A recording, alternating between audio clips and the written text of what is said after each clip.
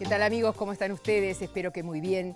Nosotros disfrutando de estos encuentros, de nuestros entrevistados, de la riqueza que encontramos en ellos, de la confianza que nos dispensa saber que hay gente tan inteligente, gente pensante, joven, dinámica, que propone no solamente cambiar su vida, sino instalar los cambios en el medio en el que se mueven, y nos parece que desde el humor a la religión, como a la acción social, como en el caso de hoy, la astrofísica, todo tiene un continuum.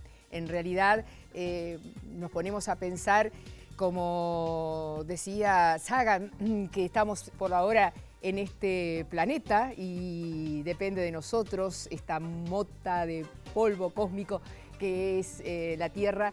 Ahí estamos, y vean que dependerá el futuro de las acciones que los seres humanos tomemos. De eso se trata. Stephen Hawking, que todo el mundo conoce, que está en su silla de rueda, que es un gran pensador científico, astrofísico inglés, está en un proyecto de búsqueda de la inteligencia extraterrestre. Es un proyecto de 10 años y va a tener fondos bastante importantes para desarrollar este proyecto. Por otro lado, desde Estados Unidos, el japonés norteamericano Michio Kaku ha afirmado en los últimos tiempos que existe gran probabilidad de que Dios o el universo o una gran fuerza cósmica coordine y mueva todas las piezas de este universo tan grande que no se limita a nuestra imaginación, sino que podemos pensar cerrando los ojos que hay tantos universos como podamos creer. Porque a veces creer es ver y otras veces ver es creer. Y ahí la ciencia ha avanzado muchísimo, y así queremos presentar, para no demorarnos más, al entrevistado de hoy, que seguramente nos va a informar de todo esto, nos va a contar su historia de vida y también este amor por lo que hace, que es la docencia.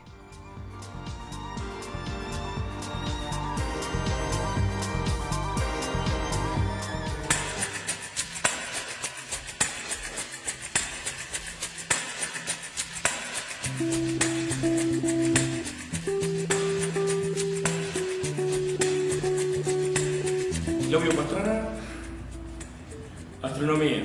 Claudio Pastrana, profesor de física y astronomía. Se dedica a la investigación en física y a la divulgación de ciencias astronómicas, en la docencia y en entorno con niños marginados. El trabajo docente es vocacional y no se me ocurre que pueda ser de otra manera. Solo puede ser vocacional. Un profesor que no trata de adaptar lo curricular a las necesidades de sus estudiantes y que no toma en cuenta ni las preferencias ni las decisiones de futuro del estudiante, yo creo que termina cometiendo la peor falta de respeto. Es también conferencista. El cuadrado del período expresado en años es igual al cubo del radio CMG mayor expresado en unidades astronómicas. Y ahí todo el mundo hace lo que hicieron ustedes.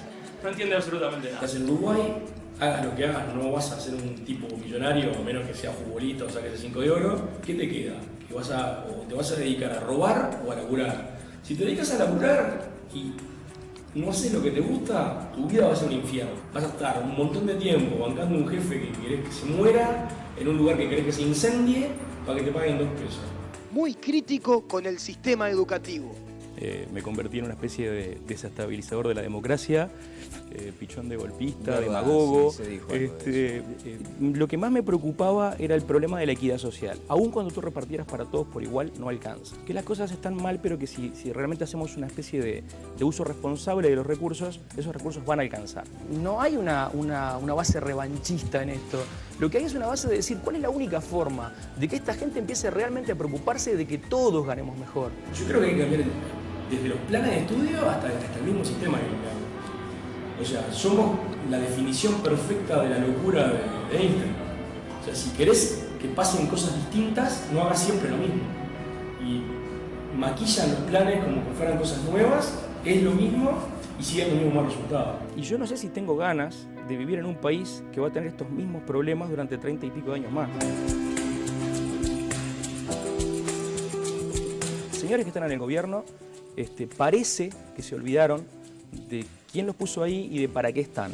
Si yo fuera profesor responsable, no trabajaría 60 horas, trabajaría 20 y no sé, viviría ahí en el cantero de Avenida Italia bajo la loneta, me bañaría en el liceo. Eso sería un profesor responsable. Yo no soy político, no soy abogado. Si soy algo es científico y educador, es lo que podría decir. Yo creo que parte del problema que estamos es que nos falta un tercer sistema de estudio, seguro, donde vos puedas meter a los tipos que no están estudiando. Y que es un error absolutamente crear un liceo con características especiales para tipos que quieren estudiar. Vos lo que tenés que hacer es crear un ambiente especial para agarrar a los tipos que no quieren estudiar. Para mí, la creatividad tiene que surgir siempre, no importa lo que uno haga. No hay forma de no ser creativo si algo se hace con pasión, como les decía, y enamorándose de lo que uno hace y tratando de enamorar al resto, que es un poco lo que quiero hacer con ustedes ahora.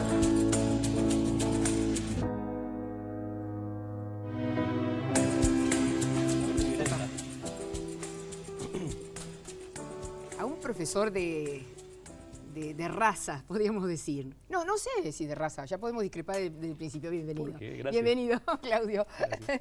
No sé, porque me parece que hay bastante amor y entusiasmo cuando te entrevistan los jóvenes, que ahí pasábamos, y estudiantes, así como cuando te entrevista un entrevistador que vive de eso. Es interesante, la entrevista esa que mostraban es en un salón del Liceo 10 y fue un trabajo para exalumnos que estaban tratando de hacer sus primeras lides en lo que es la forma de entrevistar y cómo conseguir del entrevistado que les dé algún dato más de lo que ellos querían obtener. Y la parte interesante de eso es que se fueron re contentos. Y me dijeron, pero hay pila de cosas que a veces no hablaste en clase. Y digo, no, porque la clase es otro ámbito. Solo hay una clase en todo el año en la que probablemente no esté hablando con mis alumnos de lo que tengo que hacer, que es la primera clase. Es esa clase en la que yo les digo, bueno, yo entiendo que el liceo no les gusta. Entonces te miran así. ¿Así con eso empezás? Absolutamente. Ajá. Y ustedes tienen que terminar cuarto año de liceo porque es el último año en el que van a poder decir que el liceo no les gusta. Y tenemos que entenderlos, ellos están obligados a estar ahí, tienen un montón de materias que de repente no son de su apetencia, pero eso va a cambiar en quinto. En quinto van a poder empezar a elegir. La elección no va a ser perfecta, pero van a empezar a tener cada vez más cosas de las que les gustan y menos de las que no les gustan. Y en sexto eso va a mejorar. Y si siguen estudiando, y yo siempre les digo, y van a descubrir algo que nosotros los profesores sabemos y nos olvidamos que lo sabemos. Y entonces a veces nos las agarramos con ellos. Nos olvidamos de que ellos no saben que estudiar está bueno. Nosotros sabemos que estudiar está bueno, claro, pero está bueno estudiar lo que te gusta. Y ellos están obligados a estudiar cosas que a veces no les gustan. Entonces, es como decirlo, si ustedes logran pasar por este filtrito muy chiquito que es cuarto, van a ver que está bueno estudiar. Y que, bueno, la otra parte, les digo siempre, están en Uruguay, hagan lo que hagan, se van a morir de hambre. Entonces, hagan algo que les guste, porque van a ser felices. Y también es cierto que en este país también es difícil morirse de hambre. Entonces, van a ser gente más feliz, más plena. Yo siempre digo, medir los resultados educativos por la prueba PISA es una locura. Vos tenés que medir los resultados de la educación en la felicidad de las personas, en que la gente esté haciendo las cosas que realmente quiere hacer. ¿Y qué te contestan cuando decís de 0 a 5, cómo es tu estado de felicidad? Porque eso lo harás. De 0 a 5 mi estado de felicidad normalmente es normal en 4. ¿En 4? En 4. Cuando estoy manía con 5, y tengo tus depresiones. Mis segundos de depresión en el que bajo a 1,5 o algo así. ¿Cuándo te deprimís? ¿Bajo qué circunstancias? Cuando me doy cuenta que a veces no puedo hacer todo lo que quiero hacer. Pero es parte de la condición humana, ¿no? ¿Y cuando te pones pletórico? Cuando veo los gurises preparando con sus propias manos un modelo en 3D de fases de la luna y eclipses que lo van a ir a entregar a una escuelita de la zona como donación de material didáctico porque en esa escuelita de la zona no hay. O cuando vamos a pintar un patio o cuando hacemos otras cosas. ¿Eso te sigue emocionando hasta hoy? Sí. De hecho, trato de que si las cosas funcionan, se siguen haciendo. Y bien, si tengo una mala experiencia, aprendo del error. Así. Absolutamente. Como que la sabiduría... Es los errores, se los digo a ellos. A todos mis alumnos, la primera condición siempre es esa. Equivocarse. No se puede aprender de otra manera. Y por eso les digo siempre, si alguien levanta la mano en clase y dice un disparate, yo en mi cabeza voy a decir, este alumno le voy a poner un 7 de un oral. ¿Por qué? Porque se animó, y se lo digo a él además. Haceme acordar que te pongo un 7 porque se me olvido. Y Y me dice, ¿cómo? Sí, claro. Digo, te animaste a participar, estabas pensando de lo que estamos hablando. No estabas pensando, no sé, en el partido de fútbol del domingo pasado. Estabas en clase.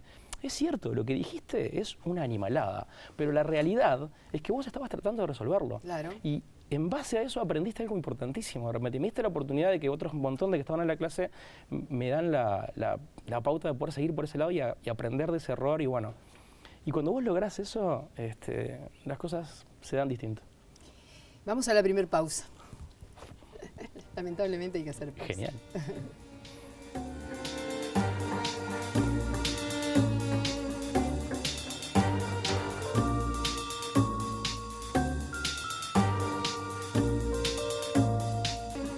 ¿Cómo te dicen los alumnos? ¿Claudio, profe, Normalmente Pastrana? profe. Normalmente profe. Profe. Normalmente profe. ¿Tenés adhesión? ¿Te parece que despertás eso? Que decía Taliche, la adhesión que despertaban los viejos profesores. Viejos digo Sí, porque sí, había otra pero dedicación. además ya cuando uno está a un par de años de la cincuentena, de medio siglo, tiene que asumirse como viejo. No, nada vie- que ver. Pero viejo no es una mala palabra. O sea, viejo es ese paso del Más tiempo. sabiduría, ¿no? No sé. Más oportunidades de equivocación, A ver. de error, de... ¿No son los años ese de enmendar. kilometraje? Bueno, creo que sí. El día que yo vea que no hay eco, bueno, ese es el día de dejarle la posta a alguien que lo haga mejor. Ajá. Pero normalmente sí, hay adhesión, y yo lo veo constantemente. ¿Cuándo sentiste que lo tuyo era la astronomía? O, como decías tú hace un rato, nosotros sabemos algo que los chicos todavía no saben. Exacto. Que estudiar sirve. Y que está O sea, bueno. Y que está es bueno. lindo. Y que es... un desafío permanente para la mente, para la vida. Ya te ¿no? contesto. Sí. Pero solo para no dejar eso colgado. Sí. Tengo alumnos que capaz que se olvidaron de la tabla del 8, pero te pueden decir quién ganó los últimos 6 partidos, quién metió los goles, cuántos goles eran y en qué minuto lo metieron. O sea, con el mismo caudal de memoria, pero ocupado con otro contenido. Entonces, el desafío acá es quebrar esa frontera donde la gama de intereses de él pase a ser en parte compartida con lo que queremos hacer. Por eso. Y de ahí lo va llevando a las otras cosas. Sí, y la idea siempre es mostrarles ese universo un poco más grande. Yo creo que tenía 3 o 4 años cuando estaba convencido de que lo mío era ser científico. Decime cómo, bueno, en ese niño, pequeño niño, ¿qué se pensó en su cabeza? Tengo miedo que mandes llamar al Vilar de Bo. No, para nada, o para algo de nada, eso. para nada. Antes te llamarán otros. Puede ser. Pero al orden. Pasaba en un programa llamado Ultra 7 o Ultra 7 cuando yo era chico. Y yo me imaginaba siempre el científico ese que tenía sus cosas, y entonces me hacía la idea de que había un túnel abajo de mi casa y que de ahí salía un avión y programaba todas las cosas. Y pila de mis juegos eran de ese corte, ¿no? Sí, mucha imaginación sí, y de interior. Sí, digo, pero no tengo ningún problema en decirlo. Siempre digo que soy un ñoño nerd. Y bueno, ya me asumí como tal, entonces ya no tengo problema. ¿Krypton existe? Porque ahora... El elemento químico sí. ¿Y tú sos Kal-El? Vos sabés que eso fue un tema de que yo en ¿Superman? realidad no tenía Facebook. Y por un tema de familiar, mi padre me hizo leer muchas historietas cuando... me mostró lo que eran las historietas, y yo después arrasé con todo lo que podía encontrar en todos los lugares donde había historietas. Y yo no tenía Facebook. El Facebook Pastronomía lo hicieron mis alumnos de la Universidad del País Vasco para mantenerse en contacto y para pasarse materiales. Y un día unos alumnos de acá me dicen, profe, hay un Facebook que usted pone Pastronomía, porque era mi Gmail ese. Entonces, digo, pero no puede ser, como hay un Facebook conmigo, yo no tengo Facebook. Entonces entré... Que hay un doble o un otro. Claro, no. Que tomó tu identidad. No, yo sabía que como ellos Superman, ¿no? Para seguir con la idea. Ahí va. Yo sabía que ellos habían armado ese Facebook que tenían ahí y bueno, lo estaban haciendo. Entonces dije, traté de comunicarme, no lo logré, y dije, voy a sacar esto. Entonces agarré, hackeé la cuenta, me la quedé para mí, pero para eso tuve que armarme un perfil de Facebook. Y no le quería poner mi nombre porque me parecía que no tenía sentido. Yo no iba a tener Facebook nunca, pues ¿para qué quiero esas cosas de la moda? Y bueno, está. Así que hackeé el Facebook de ellos, me lo quedé yo, les mandé un mensaje, digo, miren, no van a poder entrar porque ahora lo tengo yo, y me lo quedé. Y ellos me dijeron, sí, profe, no hay ningún problema, si lo habíamos armado precisamente para eso, y seguimos intercambiando materiales y todo. Como no quería tener un Facebook, le puse Kal-El. Básicamente pues es el nombre en kryptonés del personaje. Súper. Sí, a mí me parece que es una bobada, pero está bueno. Pero ahí te vi fotografiado bastantes veces con la... El... ¿Te crees en algún momento? No, a veces uno tiende a... Físico te da.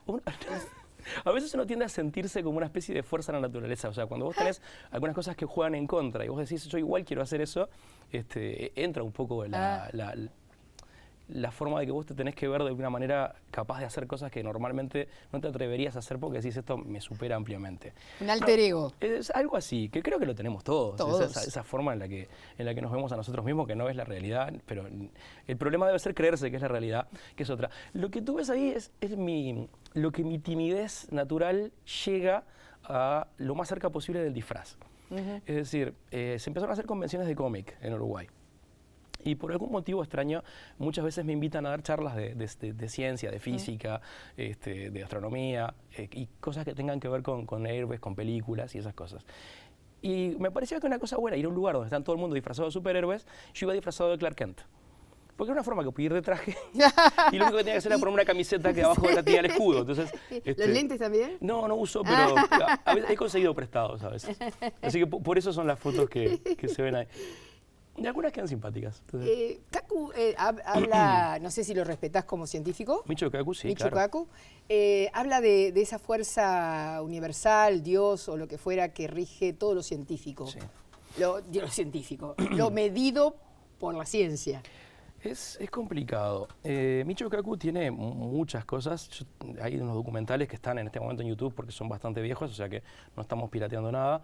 Después tiene un libro que es famoso, que es Física de lo Imposible, que es de él, donde él explora un montón de puntas de la física donde no hay todavía soluciones, pruebas, evidencia, corroboración de hipótesis sería la forma correcta de decirlo. Yo creo que hay un problema que es grave, y es, hoy hablábamos contigo un poquito fuera de cámaras, o sea, si voy a jugar al ludo, uso un tablero del ludo y las reglas del ludo, y si voy a jugar al ajedrez, cambio, y no soy una persona falsa, estoy jugando un juego con unas reglas y el otro juego requiere otras reglas. A mí me parece que Michio Kaku acá está pasándose de un tablero al otro. Que ser una gran autoridad en algo no te da la capacidad de ser una gran autoridad en todo. Entonces yo tengo mis dudas de cuando él dice comprobar, eso, que se pueda realmente comprobar. ¿Por qué lo dice? Porque claro, todos tenemos deseos ocultos con respecto al universo. Hay gente que el deseo pasa por que su Dios exista, sea cual sea su creencia religiosa. Hay gente que pasa por conseguir equidad social y bienestar general. Yo creo que la religión y la elección de la creencia en una deidad es algo muy personal, contra lo que no tengo nada siempre y cuando se mantenga personal. Hay un capítulo del Nuevo Testamento donde Jesús les enseña a los discípulos cómo orar, a los discípulos y a todos sus seguidores. Y les dice, enciérrense en su casa, cierran las puertas, no seáis como los fariseos. O sea, recen solos cuando estén adentro, tapados y que nadie los vea, porque no es que tengas que hacerte ver rezar. Eso se perdió por completo, pero eso está en la Biblia y debería ser parte de los seguidores cristianos de Jesús que deberían hacerlo. Yo tengo a esta altura, digo, de tanto que me interesaba el tema y de algunas cosas que fuimos leyendo, me encontré con que, por ejemplo, hay serias sospechas de que el Jesús histórico realmente haya existido como tal, porque hay varios personajes en la época que cumplen con prácticamente las mismas condiciones, incluso la forma de muerte, la resurrección, la curación de enfermos. Apolonio era uno de ellos. Sí. Y si tú miras algunas de las situaciones que se dan, como el nacimiento, la traición, la resurrección y todo eso, son cosas que vienen desde la mitología desde 2000 y pico de años antes. Entonces, para mí es muy sospechoso que se haya juntado todo eso de vuelta y como que se haya hecho una especie de borrón y se juntaron todas esas características y eso da origen a Jesús. El origen de la Tierra, para ti, ¿cuál es? Para el científico. La del científico tenés que ir mucho para atrás, pero básicamente... Sí, yo sé. ¿Cuántos millones de años? Miles de millones. Miles de millones de años. Básicamente podemos... O sea, si vamos, el problema es este, mira. Y originalmente el universo era básicamente hidrógeno y helio, lo cual es un universo muy aburrido porque con hidrógeno y helio no haces nada. Entonces, para generar gente como tú y yo, Precisamos un poco de carbono, un poco de fósforo, un poco de oxígeno, un poco de nitrógeno, y con eso haces ADN y haces personas maravillosas. Gracias. Gracias. Igualmente. Por favor. A tu imagen y semejanza. Ahí va. Para seguir con la Biblia. Y el problema es que para generar eso descubrimos que requerimos un cierto tipo de estrellas que tienen que explotar. No son todas las estrellas que explotan, son estrellas que pasan por encima de determinada cantidad de masa, porque nosotros aprendimos a hacer soles. Somos capaces de hacer soles. Ahí tenés una especie de punto en el que la magia del ser humano es alucinante. El problema es que no sabemos controlar esos soles. ¿Me podés explicar esto de vuelta? Claro, ¿cómo no? Porque eso de la magia me encantó. ¿No te gustó el tema del control? No, todo me gustó. Me estás hablando ahora de que no hay solo hay que ver para creer, sino creer para ver, porque me está cambiando casi el dogma o la máxima de la ciencia. Y que ni siquiera a veces es ver, porque hay mucha de la información importante que los ojos humanos no la pueden ver. No. Aquello de lo esencial es invisible a los ojos, del Principito se le puede dar otro toque. Claro. No, yo lo que te decía es, nosotros hacemos soles. Somos creadores de soles, eso es lo que me quedó clarito. Se llaman bombas termonucleares. Ajá. Y las usamos muy mal.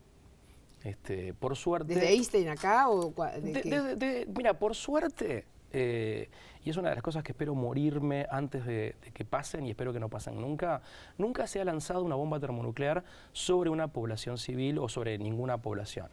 Las bombas termonucleares son mucho más potentes que las bombas atómicas, que son como las que se usaron en Hiroshima y Nagasaki, que ahora nomás en agosto va a ser fecha de eso, y yo siempre separo un poquito de la clase para reflexionar con mis alumnos acerca de lo bestiales que podemos llegar a ser.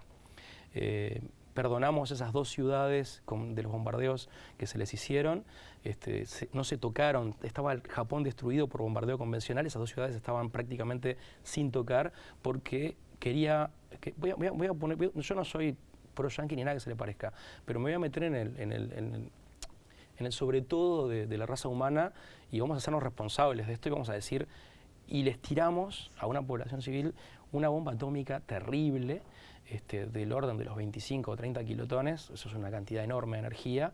La hicimos explotar a una cierta altura porque queríamos que la radiación bañara todo lo que estuviera abajo. Si esa bomba hubiera explotado a nivel del suelo, la radiación hubiera alcanzado mucho menos. O sea, con una maldad y con una premeditación enorme, nosotros hicimos ese disparate. Y un par de días después lo repetimos en la otra ciudad.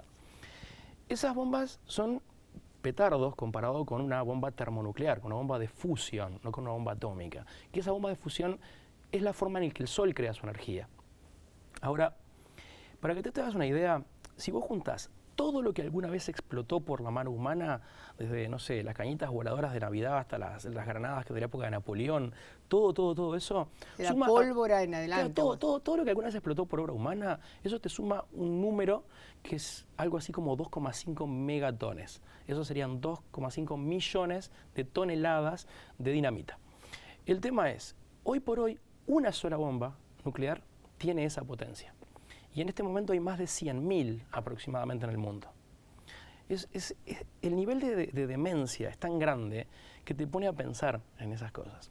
¿Por qué llegamos a esto? Porque tú me preguntaste de la Tierra y yo te dije que teníamos que ir un poquito para atrás. Yo quería hacerte claro que sabemos tan bien cómo funcionan las estrellas que somos capaces de replicarlas. No de controlarlas, pero sí de copiar el proceso. Entonces, todo esto para poder decirte que estamos seguros de que, y lo hemos visto además, de que en esas explosiones de estrellas se forman elementos de la tabla periódica que van a ser necesarios más adelante para formarnos a nosotros. Pero nosotros los dimos realmente como Tierra, como planeta, una piña grande, ¿no? Pero eso viene mucho después. Después. Cuando llegas a este punto donde yo te digo, bueno, ahora la explosión de esa estrella liberó una enorme cantidad de hidrógeno que no se había usado y por primera vez aparecen elementos pesados. El carbono, el calcio que tenemos en los huesos y en los dientes, el oro que tenés en las caravanas, el carbono que tenés en los genes, y que lo tienen en parte tus hijas. Calcio. Claro. Eso se generó en el núcleo de una estrella que explotó y generó los elementos que forman todo esto hoy, el silicio y el oxígeno del vidrio, que es transparente, todas esas cosas. Ahora, andando el tiempo, se formó otra estrella, y vamos a suponer que esa sí iba siendo o iba a ser el Sol, probablemente en el medio haya habido un paso intermedio, pero si no se va a dormir todo el mundo, y entonces empieza a formarse lo que es el sistema solar. Para ese momento, desde el Big Bang, habían pasado 10.000 millones de años, una locura de tiempo, Y en ese momento se empieza a formar el sol, genial. ¿Viste cuando mirás una patinadora que está girando y recoge los brazos y entonces gira mucho más rápido? Bien, eso se llama conservación del momento angular. Cuando la estrella empieza a colapsar, empieza a girar sobre sí misma. Y es como si vos agarraras esta copa o un vaso de leche y lo revolvieras muy rápido. Se vuelca materia. Hacia los Exacto. bordes. Y eso pasó con el sistema solar. Los planetas salen de ahí. Es decir, esa forma de volcarse materia quedó girando en la misma dirección en la que giraba lo que después iba a ser la estrella, y esa es la razón por la cual todos los planetas giran para el mismo lado, ¿tá? Que además es el mismo lado para el que gira el Sol, que rota sobre sí mismo. En ese momento vos lo que tenés es una enorme, como una especie de enorme huevo frito, ¿tá? Donde la parte blanca del huevo frito, la parte de la yema sería el Sol, y la parte blanca está moviéndose y está formando como anillitos, que se resuelven en planetas después. Planetas, Vía Láctea y... no. No, Planetas. Planetas. Satélite, no. Después vamos a eso. Planetas y satélites, perfecto. Hasta ahí vas re bien. Cosmografía todavía me acuerdo. Pero, una maravilla. En ese punto lo que pasa es que todavía no hay órbitas y los objetos están pegándose en todo momento. Pero un objeto grande, muy grande, del tamaño de Marte, se dio con lo que después iba a ser la Tierra. Y de ese impacto surgen la Luna y la Tierra. Que es un hecho fantástico y que habíamos pensado que no había pasado quizás en muchos lugares, porque es una coincidencia enorme que se den ese tipo de colisiones y de impactos. Para nosotros fue importantísimo. Mira esto, Raquel. La vida se formó en el agua. De eso también estamos bastante seguros. ¿Qué hizo salir a la vida del agua? O sea, ¿qué es lo que logró convencer a esos pececitos de que afuera estaba mejor? Nada.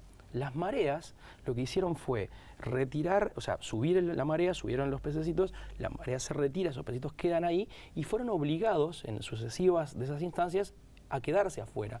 Los mejores adaptados que descubrieron que ahí afuera no había depredadores, que había más comida, y entonces se empezó a dar la vida en tierra firme. De eso hace muy poco. O sea, durante todo el espacio anterior, la vida siempre estuvo en los océanos. Ya venimos. Sí, me di cuenta. Sí, sí, me adapto. Dale. Fuera de la marea.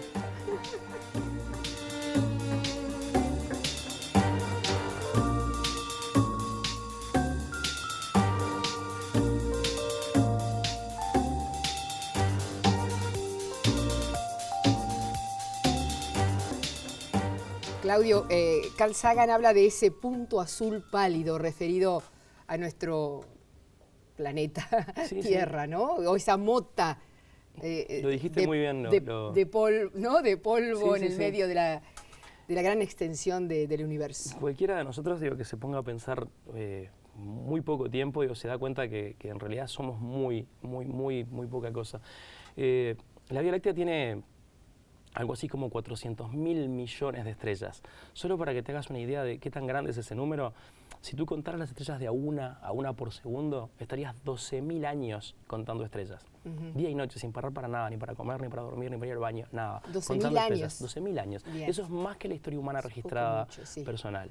Ahora, cuando vos ves una galaxia, normalmente ves esas imágenes que parecen como un río revuelto, así, blanco. Sí, blanco, ¿no? Claro. Y yo siempre les doy este ejemplo porque me parece que es válido. Si tú vas por la Rambla y mirás la playa, tú ves la arena, pero no ves los granitos individuales de arena, ves la arena. La cantidad de estrellas es tan grande que se compara con los granitos de una playa. Entonces, cuando tú miras, ves las estrellas. Parecen una mancha blanca, pero si te acercás lo suficiente, te das cuenta que son estrellas. Ese fue uno de los descubrimientos más impresionantes que hizo Galileo cuando miró por el telescopio por primera vez. Hasta ese momento las estrellas eran 6.000, y eran 6.000 en serio, estaban mapeadas, 6.500 más o menos, y a nadie se le ocurría que había más estrellas que esa. De hecho, una de los grandes problemas que tuvo el pobre Galileo con la Iglesia fue no poder responder una pregunta. Pur si muove. Fue decir, dígame, ¿por qué Dios hizo estrellas que el ojo humano no puede ver? Y Galileo dijo, no tengo la menor idea. Claro, no sé de qué estás hablando. Y después, bueno, la cosa se fue peor, porque fíjate que Galileo había cometido una especie de herejía enorme que tenía que ver con mejorar la obra de Dios. Si nosotros estamos hechos a imagen y semejanza de Dios, mi ojo y tu ojo son iguales al ojo de Dios. Y entonces yo estoy inventando un aparato que supera los límites de la obra divina. Y bueno, el pobre Galileo terminó preso hasta que se murió. Terminó siendo coherente. Igual, con él mismo siempre, yo siempre lo digo. Él era un tano porfiado y él fue coherente. Sin embargo, se mueve.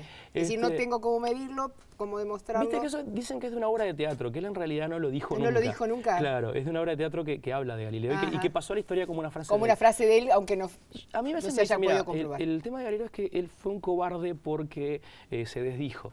Y Galileo tiene una frase que es hermosa, que dice que la opinión de miles no puede contra la razón de uno. En política eso sería peligrosísimo, en ciencia eso es real. Y entonces, ¿qué pasa? Él no tenía pruebas de que la Tierra se movía. De hecho, yo siempre les hago un desafío a mis alumnos y digo, bueno, si alguien me dice, me da una prueba de que la Tierra se mueve, yo le pongo 12 de acá a fin de año. Algún día alguien me lo va a decir y no sé qué va a hacer. Pero es que es muy complicado. Si es solo poner un 12. Claro, es muy complicado.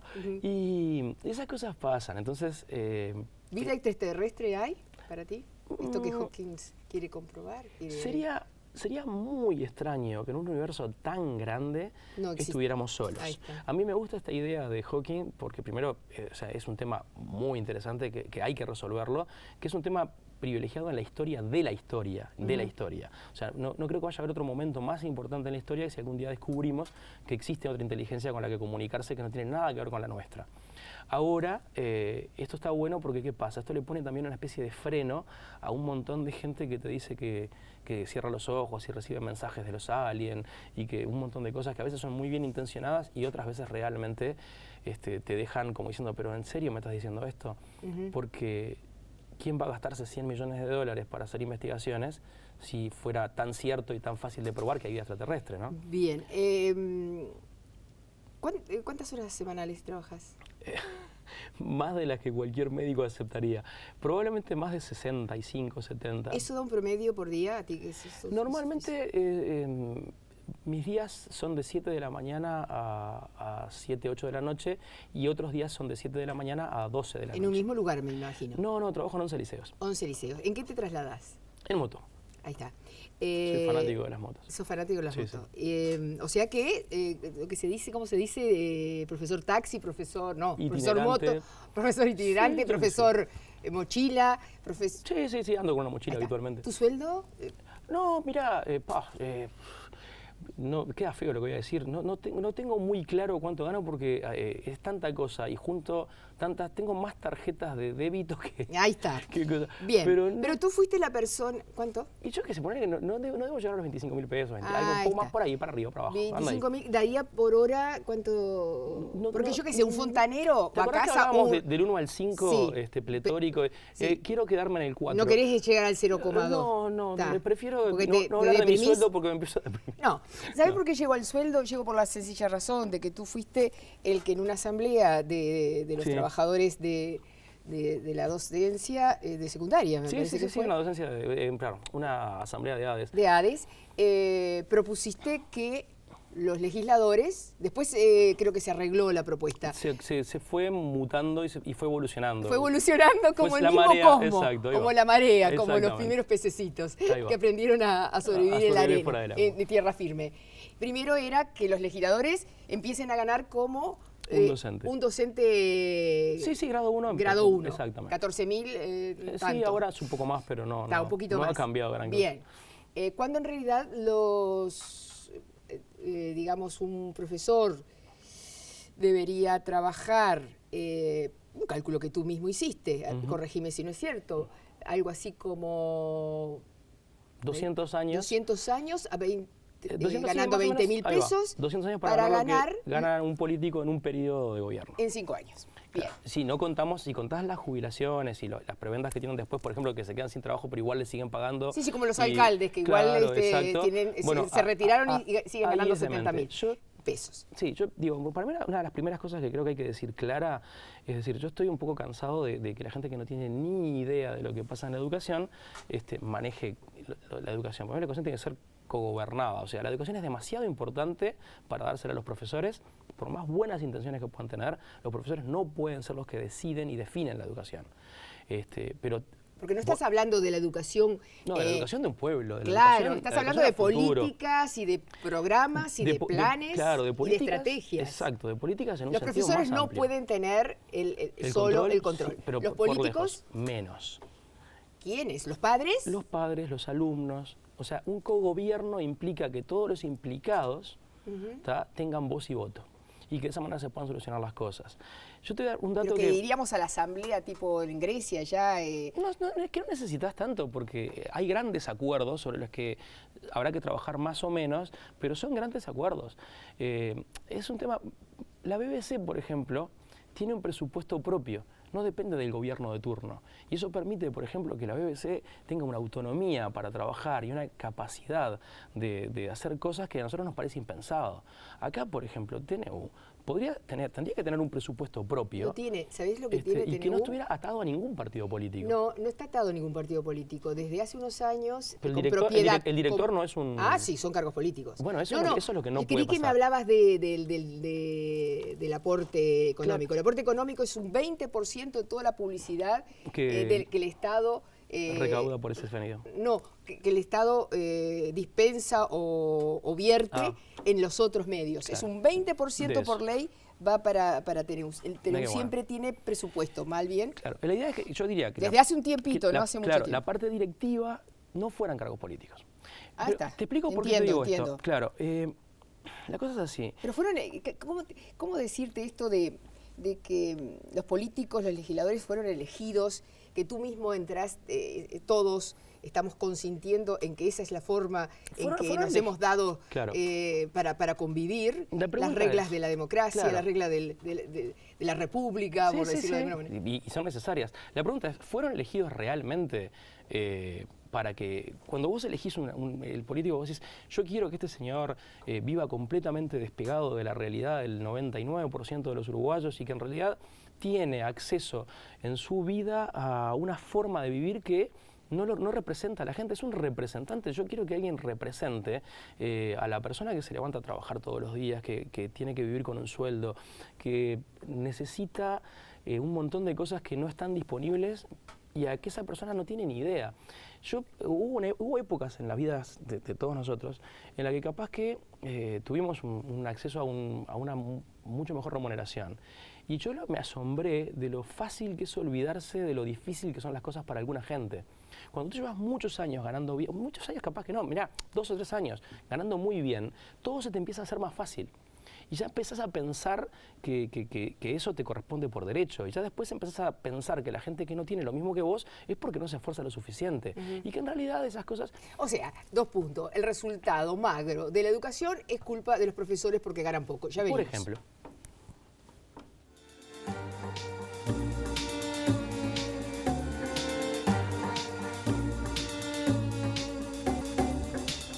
Sería como un cambio verdaderamente revolucionario que los sueldos de quienes nos legislan, de quienes nos gobiernan, estuvieran encadenados a los sueldos mínimos de los o sueldo salario base de los trabajadores. Sería un cambio muy fuerte. Sería un cambio muy fuerte. Yo creo que más que un cambio muy fuerte es un cambio necesario y a esta altura se va haciendo cada vez más cercano a lo imprescindible. Pero voces de todos los partidos se levantaron a favor y en contra. ¿A favor sí? Algunos a favor, sí, curiosamente. Pero sí, la gran mayoría en contra. Te han dicho de todo, demagogo, absolutamente. Yo no estoy postulado a nada, o sea que es difícil hacer demagogia cuando vos no estás aspirando a ningún cargo. Pero sí, lo que pasa es que, por ejemplo, cuando te dicen, ¿sabes qué pasa? Se van a corromper más. Perdón, yo entro en el rango de ese salario y no me considero un corrupto. El corrupto es el que se corrompe. La gente no se corrompe porque es pobre. De hecho, de los ejemplos más grandes que tenemos en Latinoamérica, los más grandes corruptos han sido precisamente políticos que ganan fortunas. Después me dicen, no, pero nadie va a querer hacer el cargo. Quédate tranquilo que va a haber un montón de gente. De hecho, prefiero que los apellidos empiecen a renovarse un poco y tener gurises que salieron de la facultad o que están haciendo cosas o trabajadores comunes en los cargos del palacio. Y si los que están ahí, que son los popes de la política, quieren irse por otro lado, y fantástico. Digo, tenemos... ¿Crees en el sistema político? Digo... Creo en la democracia, sí. ¿Votás? Creo en la democracia fundamentalmente. Esto ahora viene la parte contradictoria. En la última vez no me sentí representado y lo que hice fue anular mi voto. Ni siquiera votar en blanco. ¿Te fue fácil? No. No solo no me fue fácil, sino que pasé por una especie de periodo en el que sentía que estaba yendo un poco en contra de todas las cosas por las que había peleado toda mi vida. Pero la realidad es esa, y que uno tiene que aceptar que las cosas pueden desmadrarse y que es nuestra responsabilidad. O sea, así como fue nuestra responsabilidad permitirlos llegar a este extremo, donde ellos se votan lo que quieren, decir, bueno, ahora vamos a hacer una reforma constitucional o iniciativa popular. El mecanismo existe en la Constitución uruguaya y eso es una cosa que nos envidian muchos países que no pueden hacer lo mismo, porque no tienen ese recurso en la Constitución, y nosotros podemos hacerlo. ¿Y eso está en vía? Eso está en vía, se sigue trabajando, hay firmas juntadas, estamos tratando de hacer una especie de pequeña enmienda en una cosita que fue... ¿Es difícil enmendar la Constitución? Da mucho trabajo, da mucho trabajo. Y bueno, y pasan muchas cosas. En la última TD, por ejemplo, para así mezclamos las cosas bien, bajaron un documento con una información que yo había estado buscando, y esto te va a razonablemente choquear un poco. En el año 50, con el mejor PBI de la historia de este país, posguerra, Maracaná, había 25.000 alumnos en secundaria y se le daba aproximadamente el mismo presupuesto que tiene ahora. Ahora hay 350.000 alumnos en secundaria con el mismo presupuesto. Estos son datos de la ATD, son datos reales, no me los estoy inventando. El presupuesto de la educación realmente por subió. Suerte, porque ahora, si no... Tú decís que lo que sube es la plantilla enormemente, explosiona la plantilla de educandos, claro, de esto es alucinante. Acá lo raro no es que la educación no funcione del todo bien o que funcione mal. Acá lo raro es que funcione. A ver, estamos hablando, de nuevo, se multiplicó por 10 la matrícula. Yo tengo 10 veces más alumnos. Obviamente las instalaciones no crecieron lo suficiente, la situación, la cantidad de docentes.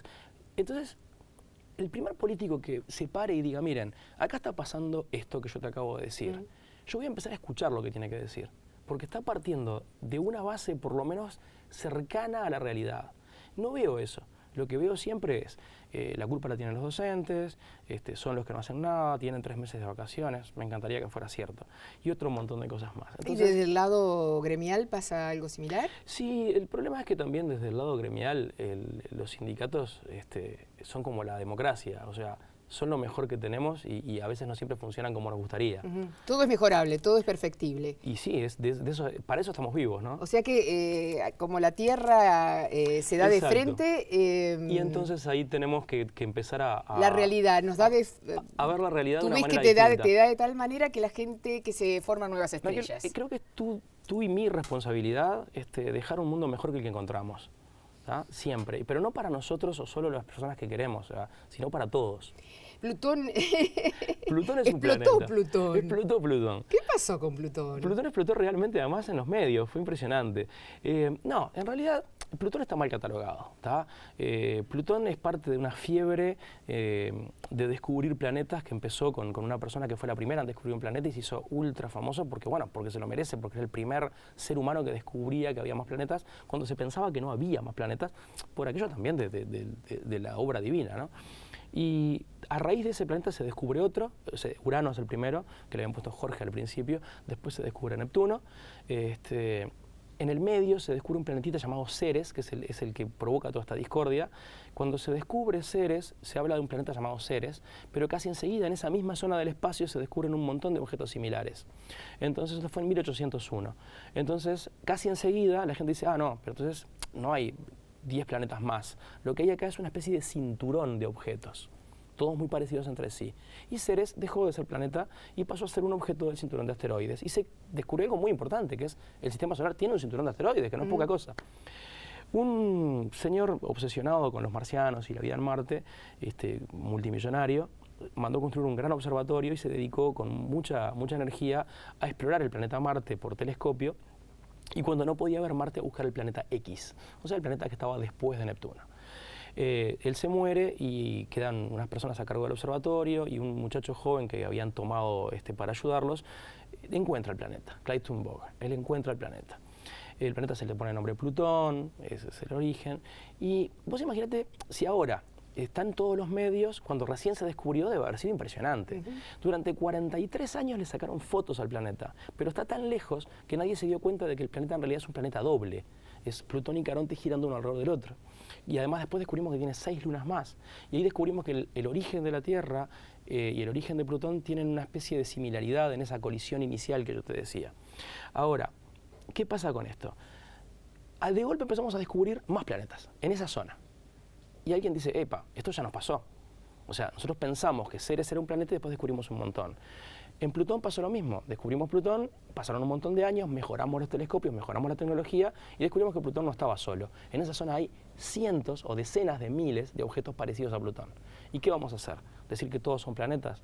Y alguien dijo, no, esta decisión la tomamos hace 200 años.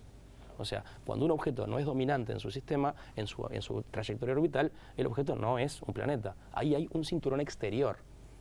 Y en ese cinturón exterior, que es el cinturón de Kuiper, Plutón tiene un lugar preeminente por ser el primero a ser descubierto, por su tamaño, por su historia. El tema es lo que yo en broma otro día, es el derecho adquirido. Es como el tipo era planeta, yo fui planeta durante 40 años, ahora no me pueden sacar el derecho. Claro, qué fabuloso lo que de aquí en más puede pasar, ¿no? Porque si esta sonda demoró 10 años y se acercó a 12.000 y pico de kilómetros. Y tuvimos unas imágenes fantásticas. Con sistemas de hace 10 años, de fotografía, de tecnología. Esto no existía. No existía. No existía. Me imagino en adelante, ¿no? ¿Cómo podrá ser? ¿No? ¿Cómo te imaginas? Yo lo que me imagino es básicamente que si logramos pasar esta cordillera socioeconómica en la que está el mundo en general, el futuro va a estar bueno. Capaz que no nosotros, digo que no vamos a estar, pero el futuro va a estar bueno. Se estima que la población se va a empezar a estabilizar alrededor de los 11.000 millones de habitantes. Es un disparate, pero bueno, tampoco se puede salir a matar gente, entonces... bueno, algunos lo intentan, ¿no? Sí, por desgracia. Y necesitamos educar a las personas y sobre todo darle mucho más poder y mucho más libertad y mucho más a las mujeres. Las mujeres tienen que empezar a estudiar, tienen que decidir sobre su maternidad, tienen que ser capaces de empezar una vida planificada y no depender de ser madres para ser mujeres. ¿Crees en aquella versión que hay de que en la Tierra hubo un tiempo en que los hombres no existían? ¿Existían solo las mujeres? No le gusta a nadie esa historia. No, a mí me hubiera gustado estar, porque soy el único hombre, pero claro, pero está. No conocía la historia, conocía la de los griegos. El XY, eso es otro desafío para la ciencia. Ah, claro, sí, hay gente que dice que somos unos mutantes aberrados de las mujeres. Somos todos mujeres de nacimiento. Sí. Por algo los hombres también tenemos glándulas mamarias atrofiadas. Claro. O sea, es como que la base de la que partimos es femenina y después resulta que ahí se define, ¿no? Te dirá mucha gente lo mismo, me quedaría horas escuchándote. No, generalmente me echan, pero... No. ¿Por qué brindarías, Claudio? Es cierto, con la mano izquierda. Perdón. Por un mundo mejor para todos. No hay que quedarse con que las cosas por ser cursis a veces no tienen sentido. Paz y amor me parece... Todavía lo reivindicamos. Sí, no, yo creo que no hay que perderlo. Hay que perderlo. Podré sonar hippie, pero me parece que no es a lo que aspiramos todos, realmente. Ser amados. Y sí, y poder tener... Estimados. Y tener paz. Estimados. Estimados, entusiasmados. Que viene todo de amor. Felicidad. Bueno, que pases bien. Chao. Gracias, David.